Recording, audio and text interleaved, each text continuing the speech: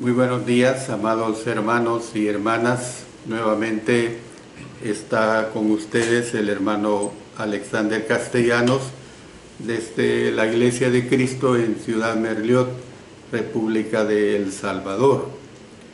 Hoy es día del Señor, día de alabanza a Él, día en que debemos de estar muy contentos mostrando una adoración real, una adoración en espíritu y en verdad. Los días del Señor estamos estudiando el libro de Éxodo. Es un estudio maravilloso, hermanos. Bueno, yo siempre digo y lo repetiré, no me cansaré de decir, toda la palabra de Dios es maravillosa, porque toda ella tiene diferentes ángulos de enseñanza. Y la enseñanza que nos presenta en este libro, ya ustedes que han estado escuchando 70 lecciones, hoy va a ser la número 71 y 72 que vamos a estudiar. De manera pues que nos vamos a gozar enormemente, pero antes vamos a pedir que el Señor nos dirija a través del Espíritu Santo. Señor Dios Todopoderoso, te damos nuestro agradecimiento porque una vez más hemos llegado a un día del Señor. Como parte de la adoración estudiamos ahora tu palabra. Gracias, Señor, por esta bendición que nos das. Que ella nos ayude, que nos redarguye de todo lo bueno que nosotros tenemos que hacer como hijos tuyos. En el nombre de nuestro Señor Jesucristo. Amén. Amén. Bueno, estamos estudiando el capítulo 19 de Éxodo. Y el tema que hemos estado estudiando ya en 4 lecciones es el pacto entre Dios y su pueblo. Ese es el tema de este capítulo 19.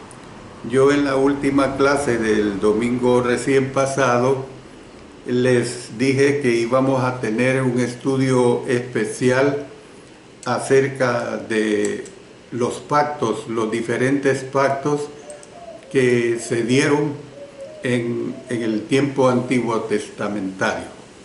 Y yo voy a tratar de hacer un ligero esbozo de todo este estudio. Realmente, si lo considerara detalle por detalle, no sería posible 2 ni 3 clases, sino que habría que tomar mucho más tiempo, pero al menos voy a sintetizar lo principal acerca del estudio de los pactos.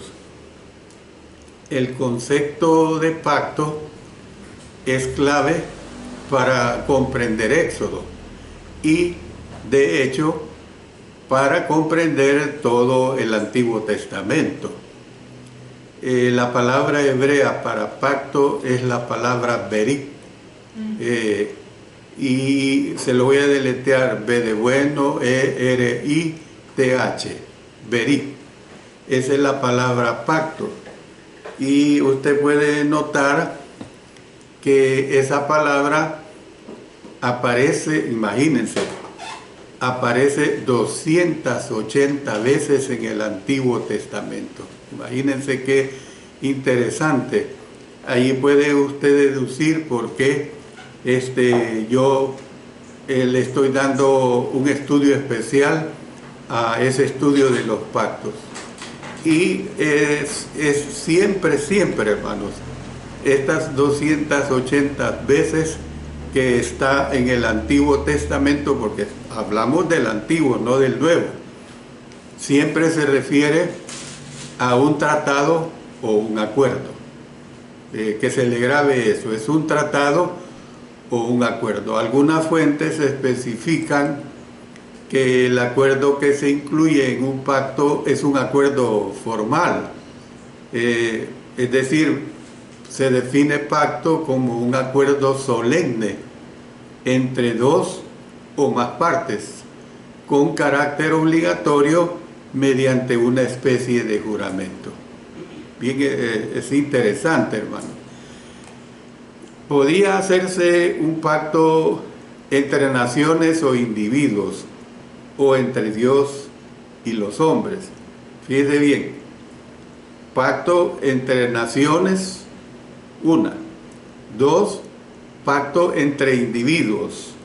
Y tres, entre Dios y los hombres, que precisamente esto último es lo principal.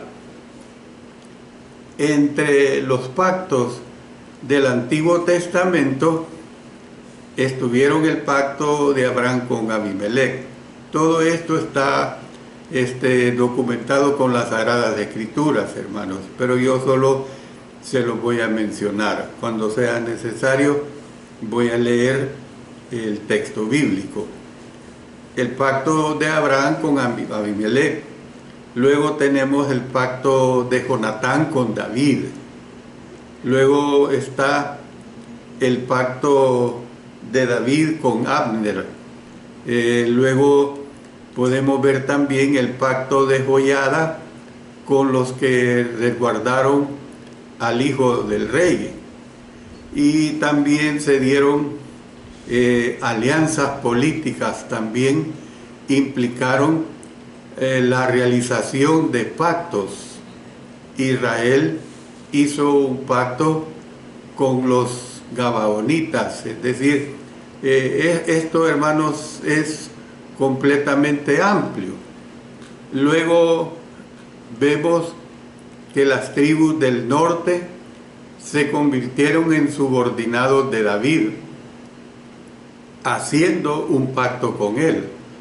Mire que claro, las tribus del norte, por cierto, estas tribus del norte son las que, si un día el Señor nos lo permite, lo vamos a ver, son las tribus que desaparecieron, ¿verdad?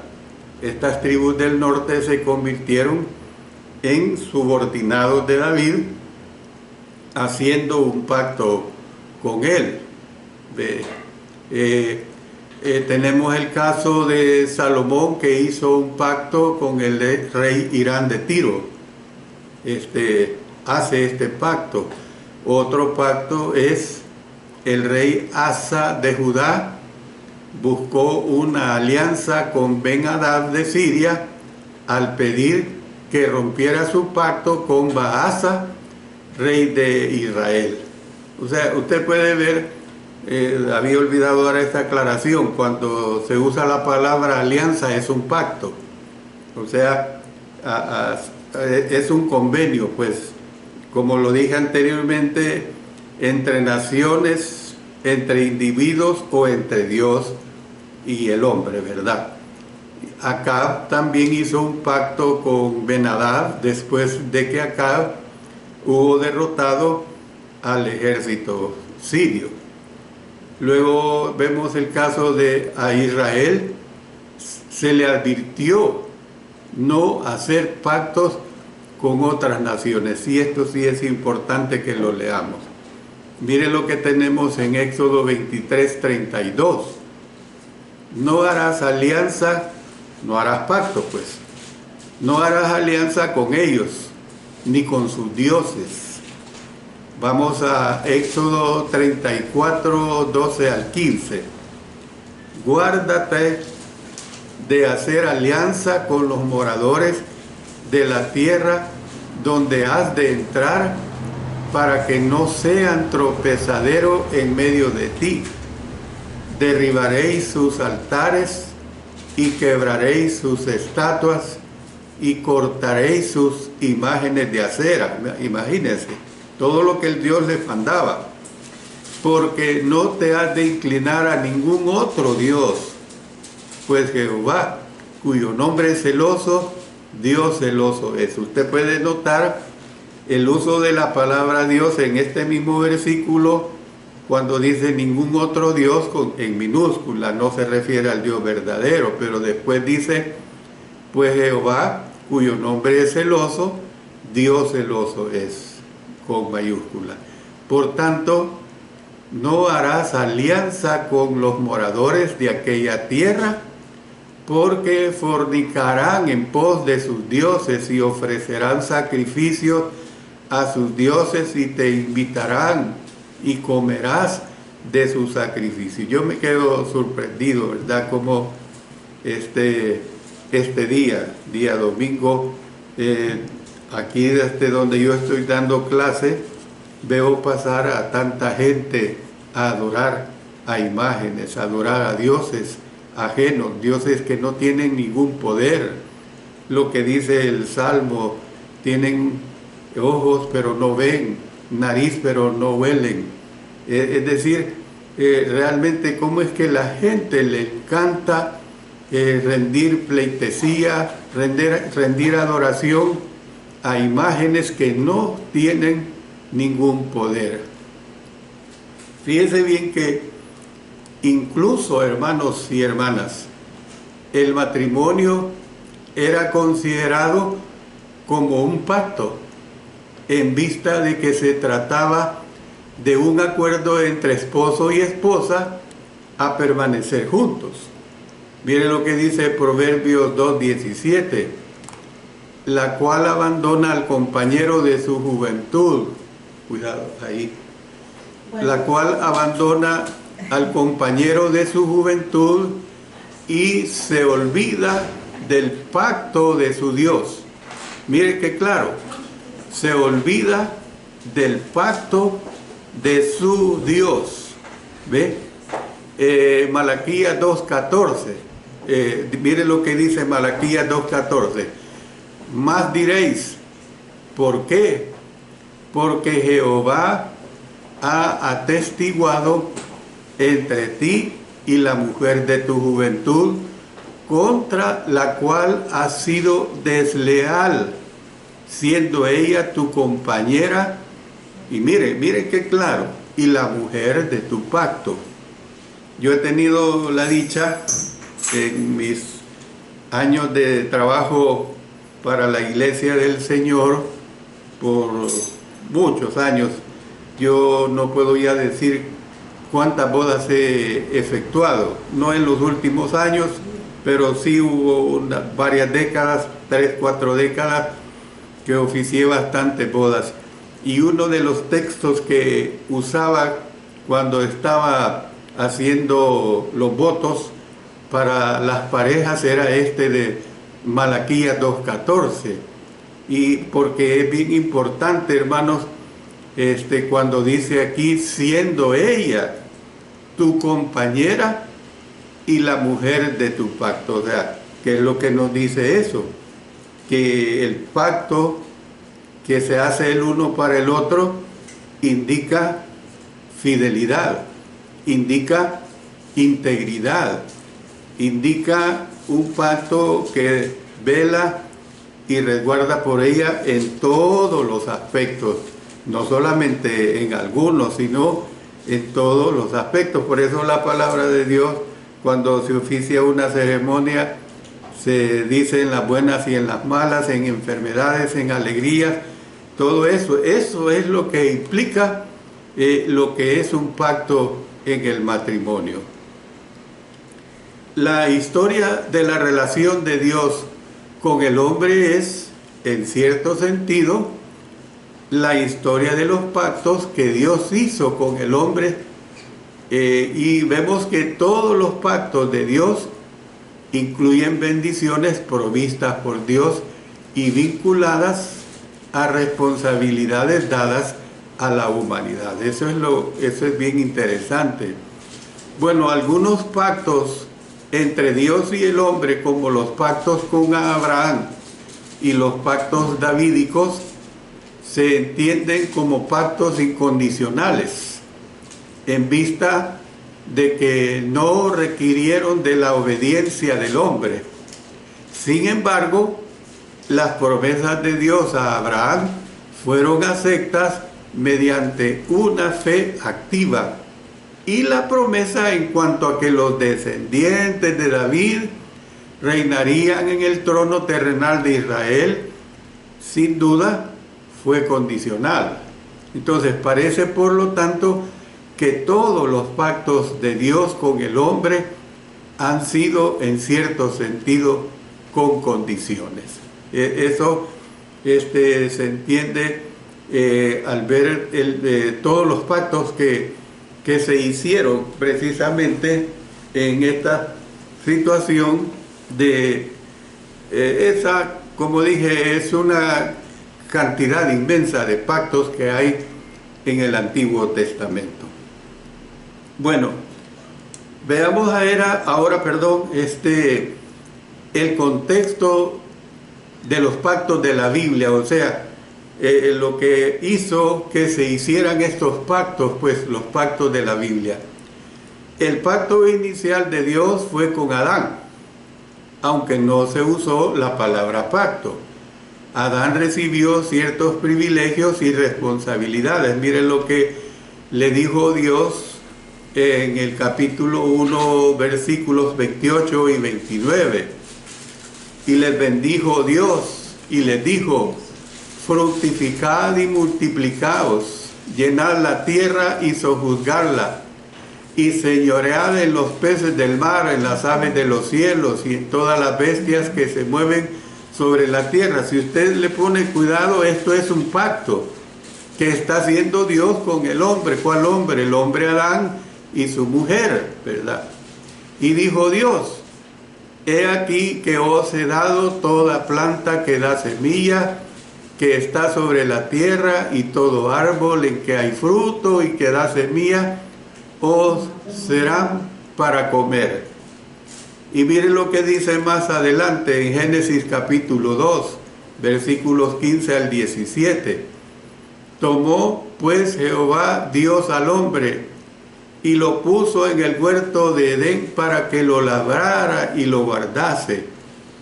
Y mandó Jehová Dios al hombre diciendo: de todo árbol del huerto podrás comer, mas del árbol de la ciencia del bien y del mal no comerás, porque el día que de él comieres, ciertamente morirás. Ustedes pueden notar que el fondo de ello es precisamente un pacto que está haciendo Dios con esta primera pareja. Bueno, y ahí vamos caminando. Ustedes pueden ver que yo usé ejemplos de pactos adelantados en diferentes situaciones del pueblo ya judío. Pero miren, volvemos atrás. El pacto de Dios con Noé. En Génesis 6:18 dice: mas estableceré mi pacto contigo. Mire qué claro. Estableceré mi pacto contigo, y entrarás en el arca tú, tus hijos, tu mujer y las mujeres de tus hijos contigo. O sea, la construcción del arca fue un pacto. La entrada al acto fue un pacto. El mantenerse en el arca fue ese mismo pacto, pues tenían que cumplirlo. Más adelante en Génesis 9, miren lo que dice Génesis 9, dice, versículo 9. He aquí que yo establezco, nótele todas las veces que se repite. He aquí que yo establezco mi pacto con vosotros y con vuestros descendientes después de vosotros, y con todo ser viviente que está con vosotros, aves, animales y toda bestia de la tierra que está con vosotros, desde todos los que salieron del arca hasta todo animal de la tierra. Otra vez, verso 11. Estableceré mi pacto con vosotros, y no exterminaré ya más toda carne con aguas de diluvio, ni habrá más diluvio para destruir la tierra.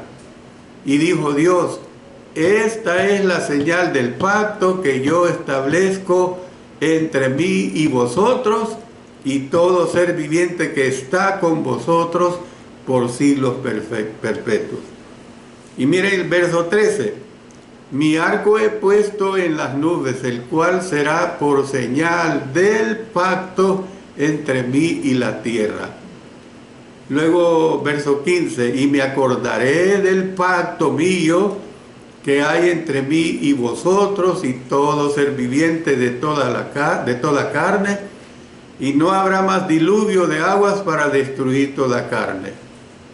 Estará el arco de las nubes y lo veré y me acordaré del pacto perfecto entre Dios y todo ser viviente, con toda carne que hay sobre la tierra. Dijo pues Dios a Noé: esta es la señal del pacto que he establecido entre mí y toda carne que está sobre la tierra. Entonces, ¿qué es lo que vemos, hermanos y hermanas? Que se mantuvo vigente presumiblemente para todos, excepto los descendientes de Abraham, durante todo el periodo del Antiguo Testamento. Dios hizo un pacto especial con Abraham. Dice en Génesis 15, 18, en aquel día hizo Jehová un pacto con Abraham, diciendo: a tu descendencia daré esta tierra desde el río de Egipto hasta el río grande, el río Éufrates. Génesis 17, 2 en adelante: y pondré mi pacto entre mí y ti, y te multiplicaré en gran manera. Ahora, si usted recuerda, los estudios anteriores hemos venido viendo, y cuando estudiamos Génesis, cuando estamos estudiando también la vida de Cristo el día miércoles, usted recuerda por qué es que Dios mantuvo la bendición con su nación escogida, con Israel. ¿Por qué lo hizo? Lo hizo porque Él había prometido esta bendición desde Abraham, se la había prometido a Isaac, se la había prometido a Jacob. Entonces Él tenía que cumplir esa promesa. ¿Que Israel lo merecía? No, ya lo hemos visto eso claramente. Israel no merecía recibir tanta bendición, porque Israel siempre fue rebelde. Israel siempre fue desagradecido. Pero como lo que Dios dice lo cumple, lo que nosotros entendemos, que Dios no es hombre. El hombre hace promesas. Yo puedo hacer una promesa, hermanos, y el día de mañana o en la tarde romper esa promesa, porque soy hombre, pero Dios no actúa así, de esa manera. Entonces,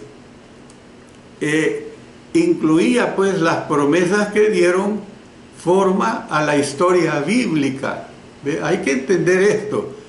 Luego Dios hizo un pacto con el pueblo de Israel, el pacto que rigió precisamente las relaciones de Dios con Israel durante el resto de la era antiguo testamentaria. Más adelante, pues, como lo mencioné hace un rato, Dios hizo un pacto con el rey David. Dice en 2 Samuel 7, 12 y 13: y cuando tus días sean cumplidos y duermas con tus padres, yo levantaré después de ti a uno de tu linaje, el cual procederá de tus entrañas, y afirmaré su reino. Él edificará casa a mi nombre, y yo afirmaré para siempre el trono de su reino. Entonces, consistió pues en una promesa que finalmente se cumplió en el Mesías. Sin embargo, el pacto con David, a la vez que ha contribuido al cumplimiento de las promesas de Dios a Abraham, no alteró los términos del pacto mosaico. Por último, tal como Dios había prometido por medio de Jeremías, mire, y esta es una promesa muy básica, hermanos. Yo le ruego a usted que nunca olvide ni descuide lo que el profeta Jeremías nos dice en el capítulo 31, versículos 31 hasta el 34.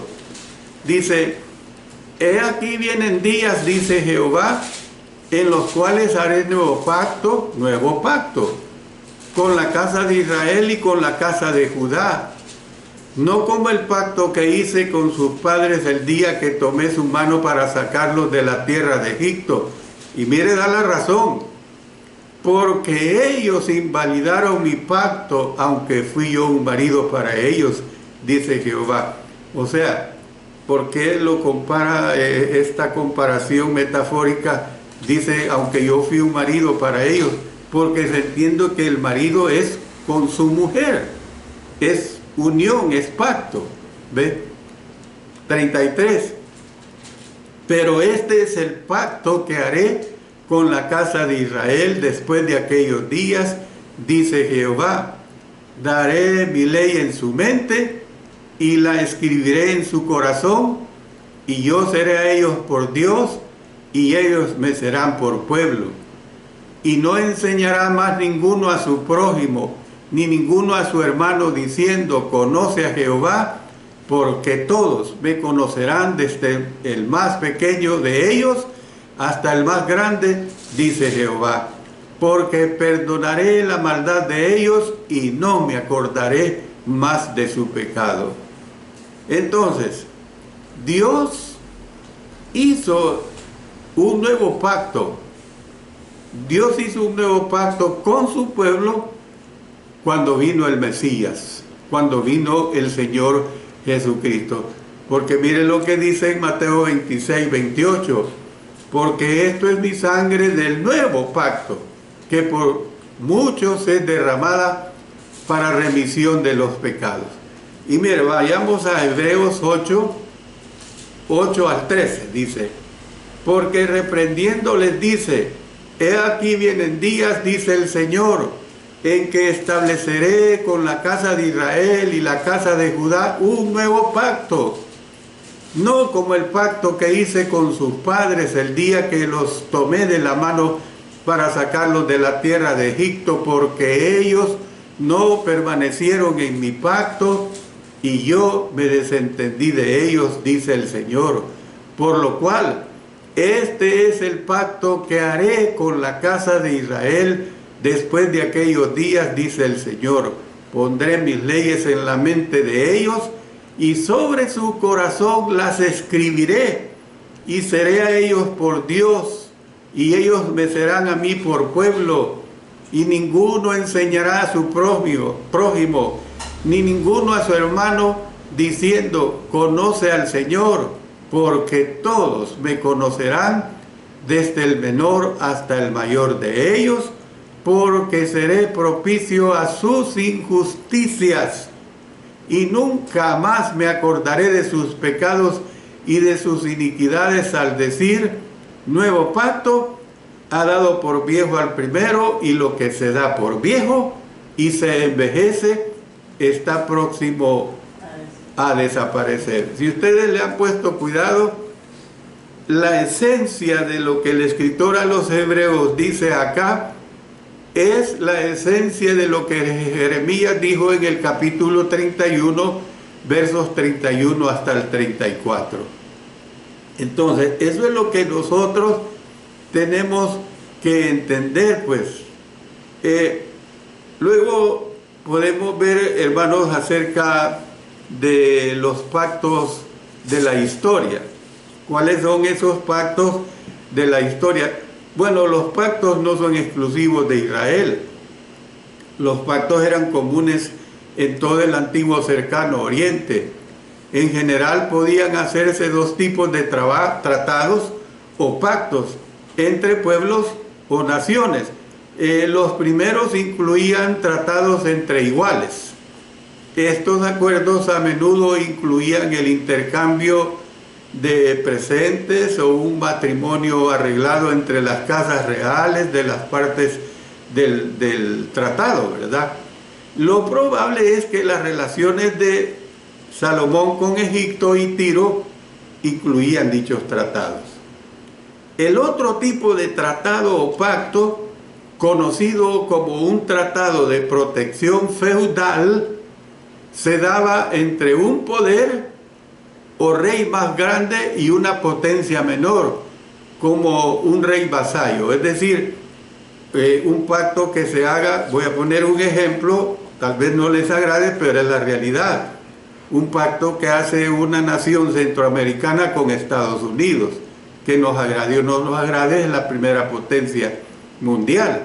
Entonces, es este tipo de pactos que se hacían de un rey que tenía tanto poder con un rey que su poder era limitado, o sea, se transformaba en su vasallo. Entonces, los ejemplos que vemos, por ejemplo, en la tierra de los hititas, un antiguo reino localizado en lo que es la actual Turquía, ¿ve? Son considerados típicos de esos tratados en todo el cercano oriente de esos días. En estos tratados, el rey superior establecería lo que había hecho o haría por el poderío inferior. O sea, una sujeción, pues, que era un tratado, un pacto y todo, pero tenía ciertas limitantes, ciertas directrices. Luego especificaba lo que el reino vasallo había de hacer por él, qué leyes o reglas tenían que obedecer. Incluido en el tratado vendría una declaración de los beneficios de la obediencia y las consecuencias de la desobediencia. O sea, hay que entender esto de estos tratados que se daban en estos tiempos, pues. Luego pasamos al pacto mosaico. El pacto que se encuentra en Éxodo 19 es muy importante. ¿Por qué? El resto del Antiguo Testamento ha de entenderse sobre la base de este acuerdo. Este pacto rigió las relaciones de Israel con Dios a lo largo de la era mosaica. Por ejemplo, Jeremías en el siglo VI a.C. preguntó por qué Jerusalén había de ser destruida. La respuesta a la pregunta decía, mire lo que dice Jeremías 22:9, porque dejaron el pacto de Jehová Dios, su Dios. Esa es la respuesta. Además, cuando Jeremías profetizó que Dios haría un nuevo pacto con Israel, dijo que no sería como el pacto que hizo con Dios, que hice Dios con sus padres el día que tomé su mano para sacarlos de la tierra de Egipto, y da la razón, porque ellos invalidaron mi pacto. Entonces, según lo que entendía Jeremías, el pacto hecho en Sinaí se mantendría en vigor hasta que Dios diera el nuevo pacto. Porciones posteriores del Antiguo Testamento parecen decir que Israel hizo un nuevo pacto con el Señor, que se ve en una forma que se declara pues en varios de los libros. Es decir, se estaba convirtiendo en parte del mismo al hacer el mismo tipo de juramento que Israel hizo en Éxodo 19. Por eso es que podemos ver que la historia antiguo testamentaria pues demuestra que siempre y cuando los israelitas guardaban el pacto al obedecer a Dios, Él los bendecía. Cuando desobedecían, lo cual ocurrió con mayor frecuencia, entonces Dios los castigaba. Por eso es que vemos que los poetas del Antiguo Testamento alabaron al Señor por su gracia al dignarse a hacer un pacto con Israel, o lamentaron la negativa de Israel a guardarlo. Los profetas pues instaron a Israel a guardar el pacto, o amenazaron con castigo porque no lo habían guardado. Al hablar del pacto, llegamos a la conclusión que quiero tomar en cuenta de este estudio, y es el nuevo pacto. El nuevo pacto, al igual que el antiguo, se fundamentaba en los actos misericordiosos de Dios, no en lo que han hecho los hombres. Ya lo he dicho, Israel no lo merecía. Y podemos decir, nosotros como pecadores no lo merecíamos también. Se origina con Dios, no con los hombres. Los seres humanos tienen derecho a aceptar o rechazar el pacto, pero no a cambiar sus términos ni condiciones, porque los términos y condiciones los pone Dios, no vienen del hombre. El nuevo pacto al igual que el antiguo, consiste de bendiciones y maldiciones. Los que no lo guardan serán condenados. Los que viven según sus responsabilidades al nuevo pacto serán bendecidos. Podemos ser hijos de Dios bajo un nuevo pacto. Miren lo que nos dice el apóstol Pablo en 2 Corintios 3:6, el cual asimismo nos hizo ministros competentes de un nuevo pacto. Fíjense bien, ministros competentes de un nuevo pacto, no de la letra, sino del espíritu, porque la letra mata, mas el espíritu vivifica. Y el mismo Jesús pues es el mediador de este nuevo pacto, hermanos y hermanas. Miren lo que dice Hebreos 12:24. A Jesús, el mediador del nuevo pacto, y a la sangre rociada que habla mejor que la de Abel. Hermoso.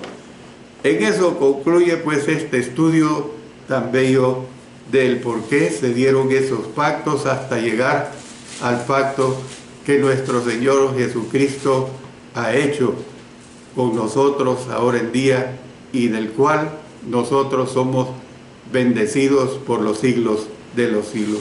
Nosotros tenemos que estar seguros que todos esos pactos antiguos testamentarios llegaron a su fin. El pacto de Dios para con nosotros no tiene fin. Claro que no va a ser de bendición para el cristiano, para la cristiana que es desobediente al nuevo pacto en Cristo Jesús. Dios bendiga su palabra y a cada uno de ustedes, hermanos. Oremos. Padre Celestial, te damos gracias porque tu palabra es tan clara, tu palabra es hermosa. Ella nos enseña muchas verdades y sobre todo nos alienta a mantenernos firmes y fieles a ti. Oramos en el poderoso nombre de nuestro Señor Jesucristo. Amén. Amén.